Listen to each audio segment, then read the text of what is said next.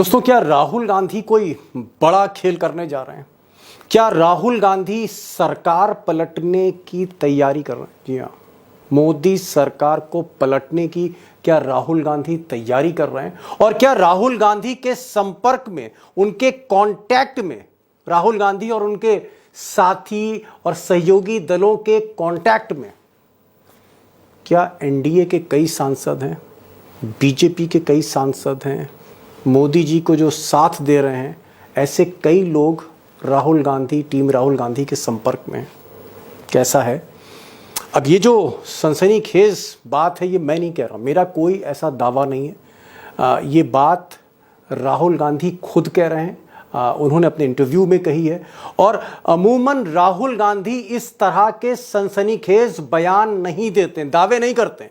इसलिए अगर राहुल गांधी, जिनकी एक क्रेडिबिलिटी है, अगर वो इस तरह की बात कर रहे हैं आज की तारीख में, तो दोस्तों इसके पीछे कुछ ना कुछ सच्चाई तो होगी। अब राहुल गांधी का ये जो खुलासा है, दो ऐसे बड़े नेता हैं जो उनकी बात को तस्दीक कर रहे हैं। एक ममता बनर्जी हैं बंगाल में, उनका कहना है और उनके लोगों का कहना है कि 3 और 4 बीजेपी एमपीज जो हैं वो टीएमसी के संपर्क में। जी हाँ, ममता बनर्जी की तरफ से, उनके कैंप की तरफ से बात हो रही है। उधर महाराष्ट्र में उद्धव ठाकरे के कैंप का भी ये कहना है कि कई ऐसे सांसद हैं एनडीए के, नेशनल डेमोक्रेटिक अलायंस के, जो उद्धव ठाकरे कैंप के संपर्क में है।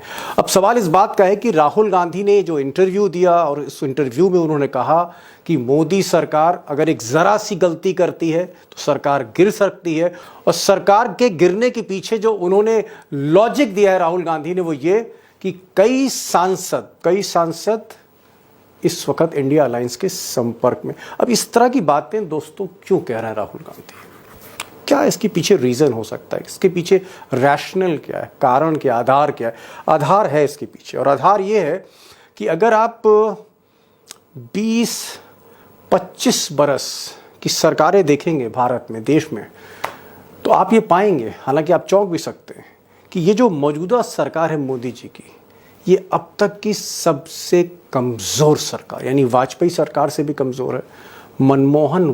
मनमोहन वन यानी पहली बार जब 2004 में मनमोहन सिंह की सरकार बनी थी, यूपीए 1, उससे भी कमज़ोर है, और यूपीए 2 से भी कमज़ोर है। और 2014 और 19 में जो मोदी जी की सरकार बनी थी उनकी सरपरस्ती में, उससे तो खैर बहुत ही ज़्यादा कमज़ोर है। और मैं चाहूँगा, मुझे चंद सेकंड दीजिए, बड़ी खबर की तरफ मैं बढ़ता हूँ, लेकिन एक आंकड़ा आप देखिए जिससे एक क्लैरिटी और आएगी कि ये जो सरकार है मोदी जी की, ये तलवार की धार पर क्यों है, ये इतनी कमज़ोर क्यों है। एक आंकड़ा देखिए, तस्वीर को समझिए, और फिर आगे बढ़ते हैं बड़ी खबर की तरफ। अब 2004 में जब मनमोहन सिंह की सरकार पहली बार गठित हुई, उस वक्त कांग्रेस की सीटें बहुत कम थी दोस्तों, लेकिन जो टोटल सपोर्ट मिला, पार्टियों का सपोर्ट मिला मनमोहन सिंह को, वो 335 सांसदों का, 335 सांसद थे। यानी मनमोहन सिंह की सरकार, खुद की पार्टी भले ही उसकी सीटें कम थी, संख्या बहुत थी समर्थन की मनमोहन सिंह के पास। और 2009 में भी जब मनमोहन सिंह सरकार रिपीट हुई, तब भी उनके सांसदों की जो सपोर्ट कर रहे थे, मैं यूपीए की बात नहीं कर रहा, जो सपोर्ट कर रहे थे, 322 सांसद थे। और उसके बाद जब मोदी जी आए, तो मोदी जी ने 2014 में तो कमाल ही कर दिया, आप सबको पता ही है। उस वक्त जो उनको समर्थन मिल रहा था मोदी जी को, 336 सांसदों का था। बहुत ही मजबूत स्थिति में थे, जिसमें बीजेपी खुद 282 के ऊपर थी। 2019 में मोदी ने अपने पुराने रिकॉर्ड को तोड़ा और बीजेपी अपने दम पर 300 पार कर गई। और अगर आप सपोर्ट देखें तो 353 सांसदों का सपोर्ट था, बहुत ही मजबूत सरकार थी। लेकिन इस बार ये सारी गणित बिगड़ गई है। मोदी जी की जो खुद की संख्या 240 है, 303 से 240 पर आ गए, और आप कह सकते हैं जो उनको सपोर्ट है वो सिर्फ 293 सांसदों का है। और अगर आप फिगर देखेंगे तो आप कह सकते हैं कि ये अब तक की सबसे कम संख्या है। और अगर आप वाजपेयी सरकार भी जोड़ दें तो भी आप कह सकते हैं कि 25-30 वर्षों में ये सबसे कमज़ोर सरकार है जहाँ तक समर्थन की बात है। और शायद इसीलिए राहुल गांधी या इंडिया अलायंस या ममता बनर्जी या फिर अखिलेश यादव या शरद पवार या उद्धव ठाकरे डंके की चोट पर कह दें कि जब चाहेंगे मोदी जी की सरकार गिरा देंगे। अब दोस्तों, अगर एक और ग्राफिक अगर आप देखें तो आपको एक ये चीज़ रियलाइज़ होगी कि मोदी की जो सरकार है इस वक्त मौजूदा समय में वो बिल्कुल हेयर लाइन सपोर्ट पर है। बहुत आप कह सकते हैं कि ऐसा सपोर्ट है कि जरा सा भी झटका लगा तो मामला बिखर सकता है। अगर आप ये फिगर देखें तो 240 प्लस 53 ये इस वक्त मोदी जी की जो है स्ट्रेंथ है। और अपोजिशन आप देख रहे हैं कि ये जो नीले कलर में है, अपोजिशन एकदम बराबर की टक्कर में, जबकि 2019 में अगर आप ये स्थिति देखेंगे तो 303 प्लस 49 352 की स्ट्रेंथ थी। और आप देख सकते हैं ग्राफिक से आपको जाहिर हो रहा है कि उस वक्त कितनी मजबूत स्थिति में थी, कितना आप कह सकते हैं डिफरेंस था। ये डिफरेंस जो है, ये जो अंतर है, एकदम हेयर लाइन सपोर्ट पर आ चुका है। और इसीलिए ये कहा जा रहा है कि अगर मान लीजिए कि जेडीयू और टीडीपी जो दोनों ही इंडिया अलायंस के टच में, शरद पवार के टच में, कुछ लोग ये बता रहे हैं सीताराम येचुरी की भी लगातार बातचीत हो रही है, सीताराम येचुरी की भी बातचीत हो रही है नायडू बाबू से। जेडीयू कैंप पूरी तरह से तेजस्वी कैंप के टच में। अगर ये स्थिति होती, मान लीजिए कि नीतीश कुमार और नायडू बाबू इंडिया अलायंस की तरफ आ जाते हैं तो इंडिया अलायंस 263 हो जाएगी, मोदी जी 265 पर आ जाएंगे। सिर्फ 2 का अंतर रह जाएगा, 2 सांसदों का अंतर रह जाएगा। और ये जो 14 अन्य हैं, अगर ये 14 अन्य चले गए इंडिया की तरफ तो सरकार गई और एक नई सरकार आ जाएगी। यही नहीं, अगर कुछ सांसद बीजेपी के इस्तीफा दे देते हैं तो भी आप कह सकते हैं कि मोदी जी की सरकार जा सकती है, अगर जेडीयू और टीडीपी पाला बदल ले। ये स्थिति है। और इसीलिए राहुल गांधी डंके की चोट पर कह रहे हैं, इंटरव्यूज़ दे रहे हैं कि कई सांसद हमारे संपर्क में हैं और छोटी सी गलती पर भी ये सरकार यानी मोदी सरकार गिर सकती है। दोस्तों, इसमें कोई शक नहीं कि मोदी जी की जो स्थिति है वाकई कमज़ोर है। मैंने पहले भी कहा, तलवार की धार पर है। और तलवार की धार पर अगर मोदी चल रहे हैं तो कभी भी कुछ भी हो सकता है सदन के भीतर, क्योंकि विपक्ष वाकई स्ट्रॉन्ग है। लेकिन ज़मीनी स्थिति क्या है? ये जो सत्र है, पार्लियामेंट का सत्र है, 24 तारीख से शुरू हो रहा है, 26 तारीख को स्पीकर का चयन है और फिर 27 से हाउस शुरू होगा। क्या वाकई मोदी चारों तरफ से घिरे हुए हैं, मोदी और अमित शाह घिरे हुए हैं? और क्या राहुल गांधी वाकई तैयारी कर रहे हैं कुछ बड़ा खेल करने की?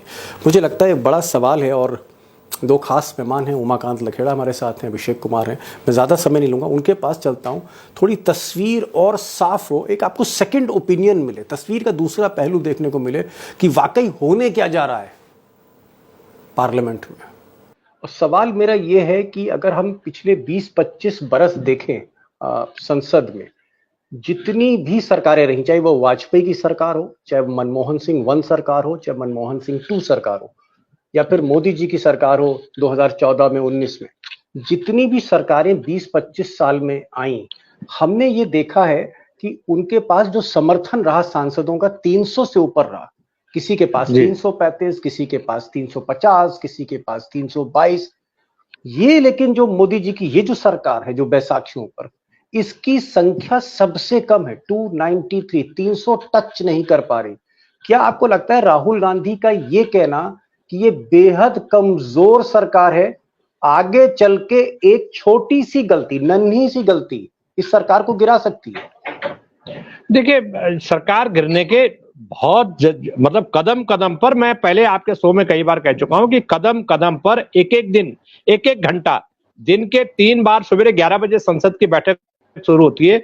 11 बजे से लेकर के लंच तक क्या डेवलपमेंट हुआ, लंच के बाद क्या डेवलपमेंट हुआ, लंच के बाद जब हाउस एडजॉर्न हुआ दिन भर के लिए तो रात को क्या पॉलिटिक्स हुई। ये सरकार तलवार की धार पर है, इसमें कोई बहस नहीं है, कोई इस पर विमर्श नहीं करना चाहिए कि सरकार बहुत मुश्किल में है। डिस्प्यूट, हाँ, कोई डिस्प्यूट नहीं है इस पर। सरकार जो है बहुत तलवार की धार पर है। और लेकिन इनके साथ एक बेनिफिट है, जो इनको लगता है कि ये तिकड़मबाजी में, ये तोड़फोड़ में, ये दलों के साथ जिनको आपने गोद में बिठाया या जो आपके साथ दे उनको धोखा देने में, उनको साथ दगा करने में, और कोई इनकी नैतिक मूल्य नाम की कोई चीज नहीं है। चंडीगढ़ का बाई इलेक्शन हुआ था तो आपकी भारतीय जनता पार्टी ने क्या वहां डकैती दिन दहाड़े डाली और अपना मेयर को वोट भी दिला दी। तो इन लोगों पर कोई, क्योंकि इनका संसदीय मूल्यों के, संसदीय जो मान्यता है, भारत का जो संविधान है, संसद की जो चर्चाएं हैं, संसद जी। में जो बिल पास होते हैं, विधेयक पास होते हैं, जो स्टैंडिंग कमेटीज के अंदर जो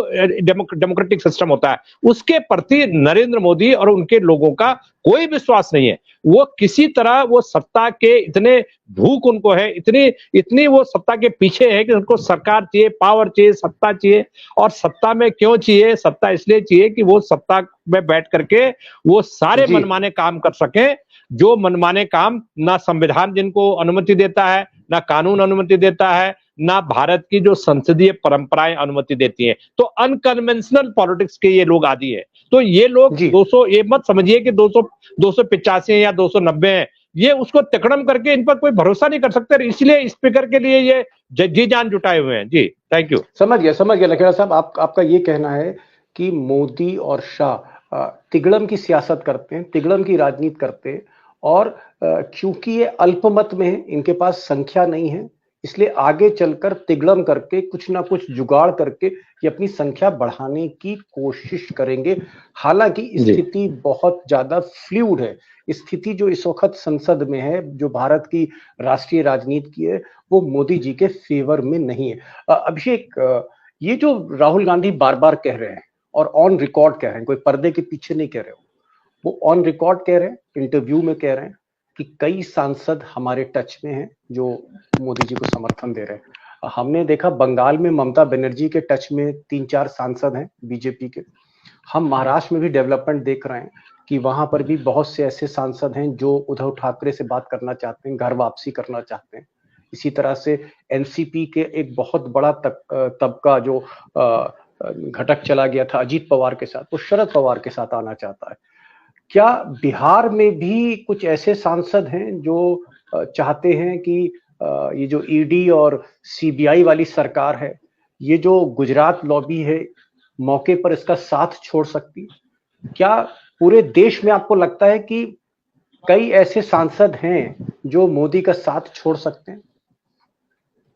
दीपक जी, आपने अभी लखेड़ा साहब से जो चर्चा की उसमें एक चीज सामने आई कि ये सबसे कम संख्या वाला सत्ता पक्ष है कोalition गवर्नमेंट के अंदर। लेकिन मैं देख रहा हूं कि सबसे ताकतवर विपक्ष 26 साल के बाद इस देश की संसद में है।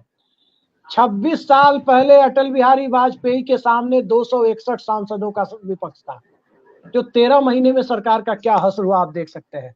उसके बाद 242, 43 या 245 की संख्या वाला विपक्ष अभी नरेंद्र मोदी के सामने है। जहां 27-28 सांसदों की जरूरत सरकार को डिस्टेबलाइज करने के लिए है, वो सरकार तो हमेशा तलवार की धार पर रहेगी। और आपने सांसदों का जिक्र किया, बिहार से ही शुरू करता हूं। जनता दल यूनाइटेड के अंदरूनी सूत्रों पर यकीन करें तो सबसे पहले operation LJP with in NDA कभी भी हो सकता है, क्योंकि जेडीयू के लोगों का मानना है कि 5 में 5 का 2/3 कितना होता है? 3.4, यानी उनको 4 सांसद चाहिए। अब 4 में एक तो चिराग पासवान के जीजा है, हालांकि पिछली बार उनके चाचा और भाई भी पलट गए थे जब पार्टी टूटी थी। तो जेडीयू के लोगों का ये मानना है, एक तबके का जनता दल यूनाइटेड में ये मानना है कि लोक जनशक्ति पार्टी का ऑपरेशन करके जनता दल यूनाइटेड को 12 से 16 तक पहुंचाया जा सकता है। और अगर जेडीएस के साथ मर्जर पर बात बन गई, जनता दल का पुराना सिंबल वापस मिल गया, तो ये 2 सांसद वहां भी हैं कर्नाटक में, ये संख्या 18 तक जा सकती है। तो एनडीए के अंदर ऐसा नहीं है कि बीजेपी ऑपरेशन करने की कोशिश करेगी या बाहर से या अंदर से, ऑपरेशन दूसरे दल भी करने की कोशिश कर रहे हैं। चंद्रबाबू नायडू की स्थिति आप जानते हैं, अकेले उनके बूते की होती तो सरकार गिरा चुके होते, वो बनने ही नहीं देते। अकेले नीतीश कुमार के बूते की होती तो सरकार गिरा चुके होते। ये आंकड़ा 275 का नहीं, 293 का है। अब इसमें किसी एक पार्टी के 25 सांसद नहीं है, जो भी निर्णय लेना होगा कलेक्टिव, सामूहिक रूप से दोनों को लेना होगा। और महाराष्ट्र की जहां तक बात है, महाराष्ट्र में अभी से ही खलबली शुरू हो गई है। आप देख रहे हैं कि उद्धव ठाकरे एक सीलिंग लगाकर बैठे हैं कि जिनको लेंगे पहले एक तरह से उनका टेस्ट लिया जाएगा, तब वापस लिया जाएगा जो लोग गए। विधायकों के लिए तो है कि उनको लेना ही नहीं है, अल्टरनेटिव लीडरशिप डेवलप हो चुकी है हर तालुके में, हर विधानसभा सीट पर। लेकिन सांसदों के मामले में वो सीलिंग कितनी कड़ी है या उनको थोड़ी लिफ्ट दी जाएगी, ये आप देखते जाइए कि होता क्या है आखिर, अन्यथा सांसद तो वहां भी टूटकर भागने के लिए तैयार है। हाँ, बंगाल की बात मैं बता दूं, बंगाल की ममता बनर्जी ने बीजेपी के एक सांसद से मुलाकात की कल, आपने वो फोटो भी देखी होगी। और उनकी पार्टी के सांसद साकेत गोखले का एक ट्वीट भी आया था कुछ दिनों पहले कि 3 से 4 सांसद बीजेपी के कभी भी इस्तीफा देकर टीएमसी में आ सकते हैं। बड़ी खबर है, खलबली मची है। एक सवाल जो है लखेड़ा साहब आपसे यहाँ पूछना चाहूंगा, आपको लगता है कि क्या अमित शाह और मोदी, क्योंकि ये बहुत ही अल्पमत, बहुत ही कमजोर गिनती पर बैठे हैं इस वक्त कुर्सी पर, बहुत कमजोर गिनती है। मैंने पहले भी कहा कि 25 वर्षों में प्रधानमंत्री चाहे जो भी रहा हो, मनमोहन सिंह हो या वाजपेयी हो या मोदी हो, इतनी कम संख्या में समर्थन जो है किसी के पास नहीं था जो मोदी के पास आज है। ऐसे में तोड़फोड़ करेंगे। आपको लगता है कि इस बार ईडी, सीबीआई और इनकम टैक्स इसका इस्तेमाल किया जाएगा और सांसदों को डराया जाएगा, गन पॉइंट पर उनको ब्लैकमेल किया जाएगा और अपनी संख्या को मोदी इस तरह से बढ़ाएंगे, या इस बार ये पॉसिबल नहीं है? अब की अदालतें भी सख्त होंगी, कहीं ना कहीं सोशल मीडिया भी सख्त होगी, विपक्ष भी बहुत स्ट्रांग है, अब की दाल नहीं गलने वाली अमित शाह की, या दाल गला ले लेंगे अमित शाह? देखिए वो कानून उन्होंने जो बना रखा है, उस कानून को उन्होंने आलमारी में सजाने के लिए नहीं बना रखा है। वो किसी भी आखिरी सांस तक जितने कानून उन्होंने विपक्ष के खिलाफ, अपने राजनीतिक प्रतिद्वंदियों के खिलाफ, उनको परेशान करने के लिए, उनको हरेस करने के लिए, या ऐसे उद्योगपति जिनको पसंद नहीं करती, या ऐसे उद्योगपति जो विपक्षी पार्टियों के नेताओं से कनेक्टेड हैं, उन उद्योगपतियों क्या वो छापे डालेंगे, वो रेड करेंगे। वो उसमें वो ऐसे भी करेंगे कि चंद्रबाबू नायडू को खुश करने के लिए जिन्होंने उनको परेशान किया होगा, उनको भी एक आध रेड, उनको भी महीने में एक आध रेड करके खुश कर देंगे। ऐसे नीतीश कुमार के भी लोगों पर रेड डाली थी। अब नीतीश कुमार सपोर्ट कर रहे हैं तो नीतीश कुमार को कहेंगे कि भाई आप चाहते हैं किसी के रेड डलवाना तो आप नाम बता दीजिए, कल सुबह रेड डलवा देते हैं। तो वो इस तरह के, देखिए हर तरह की जो लो लेवल पॉलिटिक्स होती है वो लेवल अपना छोड़ेंगे नहीं। और इन एजेंसियों का जो दुरुपयोग है वो डिपेंड करेगा कि एजेंसियों के जो लोग जिम्मेदार पदों पर बैठे हुए हैं उनको अगर ये दिखाई देगा कि ये सरकार 4 महीने की मेहमान है या 1 साल की मेहमान है, तो अफसर डरेगा और वहां से इनके गलत कामों में इनका साथ नहीं देगा। चाहे वो भारत सरकार के सेक्रेटरी हो, चाहे वो सुप्रीम कोर्ट के जज हो, चाहे हाई कोर्ट के जज हो, इनके प्रेशर में लोग अब नहीं आएंगे। ये परिवर्तन जरूर दिखेगा। अभिषेक, एक सवाल यहाँ पूछूंगा, जिस तरह से राहुल गांधी की पोस्टरिंग है बहुत आक्रामक है, उनके तेवर बहुत तल्ख है और वो ऐलान कर रहे हैं, कैमरे पर बोल रहे हैं, खुलकर बोल रहे हैं कि कई सांसद मोदी जी के वो हमारे संपर्क में हैं, ये मोदी जी की जो सरकार है अल्पमत में है, किसी भी वक्त गिराई जा सकती। क्या आपको लगता है कि राहुल गांधी, प्रियंका गांधी और पूरा का पूरा समूचा जो इंडिया अलायंस है बहुत एग्रेसिव रहेगा, और अगर कोई मौका लगता है हाथ से तो राहुल गांधी किसी भी हद पर जा सकते हैं, सरकार तोड़ सकते हैं, गिरा सकते हैं? क्या इस मिजाज में राहुल गांधी आ गए हैं? देखिए दीपक जी, राहुल गांधी इस सरकार को गिराएंगे या गिराने की मंशा रखते हैं, ऐसी बात मुझे कम से कम दूर दूर तक दिखाई नहीं देती। ये सरकार गिरेगी, अपने अंतर विरोधों से गिरेगी, अपने इनर कॉन्फ्लिक्ट से एनडीए गठबंधन टूटेगा। आप देखिए इस गठबंधन सरकार को एनडीए सरकार कितने लोग मान रहे हैं। तमाम बड़े मंत्रालय बीजेपी के पास, अब स्पीकर का पद के उस पद के लिए भी बीजेपी आ गई है। तो एनडीए के अंदर असंतोष तो है। चंद्रबाबू नायडू उसके बाद दोबारा कभी दिल्ली का रुख किए हैं नरेंद्र मोदी के शपथ ग्रहण के बाद? किसी ने देखा नहीं है। चंद्रबाबू नायडू की क्या हैसियत होती थी, आपने तो लुटियंस दिल्ली और साउथ ब्लॉक, नॉर्थ ब्लॉक को लंबे समय तक देखा है कि चंद्रबाबू नायडू की कितनी बड़ी हैसियत होती थी यूनाइटेड फ्रंट से लेकर पिछली एनडीए सरकारों तक। क्या वो हैसियत उन्हें इस सरकार में हासिल है? नहीं है। और चंद्रबाबू नायडू अगर विपक्षी खेमे में जाते हैं, नीतीश कुमार विपक्षी खेमे में जाते हैं, तो उनकी हैसियत काफी बड़ी होगी। अब आप ये देखिए कि पहला सत्र किस प्रकार से गुजरता है। पहले सत्र में सरकार अपने सहयोगी दलों को किस हद तक अपने साथ जोड़े रखती है, ये देखना महत्वपूर्ण होगा। अभी इतना ही फर्क आया है कि अमित शाह जो बैठकें लेते थे, नरेंद्र मोदी जो बैठक लेते थे, अब राजनाथ सिंह बैठक ले रहे हैं। राजनाथ को आगे कर दिया। क्या उनको जी। आगे किया जा रहा है। लेकिन सहयोगी दलों को भी पता है, तमाम अलायंस पार्टनर को पता है कि राजनाथ सिंह के पास कुछ है नहीं, सिर्फ ये दिखाने के लिए दे दिया गया है। ऐसी कोई उनके पास कॉमरेड सुरजीत जैसी शक्ति नहीं आ गई है कि उन पर भरोसा किया जा सके। अब जी। क्या किया राजनाथ सिंह ने, घर पे यही फरमान सुनाया कि स्पीकर हम रखेंगे। अब ये फरमान मोदी जी अपने घर पर भी सुना सकते थे, अमित शाह जी भी अपने घर पे सुना सकते थे, लेकिन ये फरमान सुनाने के लिए राजनाथ सिंह के बंगले का इस्तेमाल किया गया, अकबर रोड से समझ फरमान गए। सुनाया गया। जी राजनाथ को आगे रख दिया है क्योंकि वो एक उदार चेहरा है, इसलिए राजनाथ को आगे रखकर जो सहयोगी दल हैं उनसे बातचीत की जा रही है। हालांकि राजनाथ के पास कोई ऐसी ताकत नहीं है जो ताकत अमित शाह के पास है, मोदी के पास। एक अंतिम सवाल लखेड़ा साहब पूछना चाहूंगा, ये तो बात हम एनडीए की कर रहे हैं, जी क्या बीजेपी के भीतर जिस तरह से मोदी और शाह का जो स्टाइल ऑफ पॉलिटिक्स है, जो इनका मिजाज है, जो इनकी तबीयत है, जिस तरह से ये लोग राजनीति करते हैं, एक दूसरे को जो है शोल्डर डिस्टेंस पर रखते हैं, लोग इनको तानाशाह कहते हैं, कोई कहता है कि साहब ये सीधे तरीके से बात नहीं करते, सब लोग इनके व्यवहार से परेशान हैं पार्टी के भीतर और आरएसएस में भी। क्या आपको लगता है कि अगर नरेंद्र मोदी के हाथों कुछ गलती हुई, नरेंद्र मोदी की स्थिति कमजोर हुई, तो बीजेपी में बगावत हो सकती है? क्या बीजेपी में बगावत का धुआं आपको दिख रहा है लखेड़ा साहब? देखिए, बगावत का धुआं तो था। अगर बगावत का धुआं नहीं होता तो बीजेपी संसदीय पार्टी की बैठक होती, उसमें नरेंद्र मोदी को नेता चुना जाता। और मेरी 1000% 1000% जो सूचना है वो ये है कि वो विद्रोह संसदीय पार्टी की बैठक में होना था। इसलिए आरएसएस के जो टॉप ब्रास थे उनको मनाया गया 1:30-2 बजे रात तक, और मनाने के बाद ये फैसला किया कि ठीक है, आप इस बार आप एनडीए की बैठक कर लो, आप बीजेपी पार्लियामेंट्री पार्टी की बैठक मत करो। बीजेपी में जो इनसे जो नाराज हैं और जो उबाल हो रहा है, उबाल होने का कारण क्या है कि ये पहले पार्टी के जो स्ट्रक्चर्स है, संगठन का जो स्ट्रक्चर्स है, किसी लेवल पर कोई डिस्कशन, कोई चर्चा ये लोग नहीं करते हैं। 2 लोग फैसला करते हैं, तीसरे को पता नहीं होता। आप ये देखिए ना कि ये जो एनडीए की बैठक हुई है, इसमें कितना झूठ है कि भारत की राष्ट्रपति के अभिभाषण का फाइनलाइज हो रहा था। इससे बड़ा झूठ कोई होगा?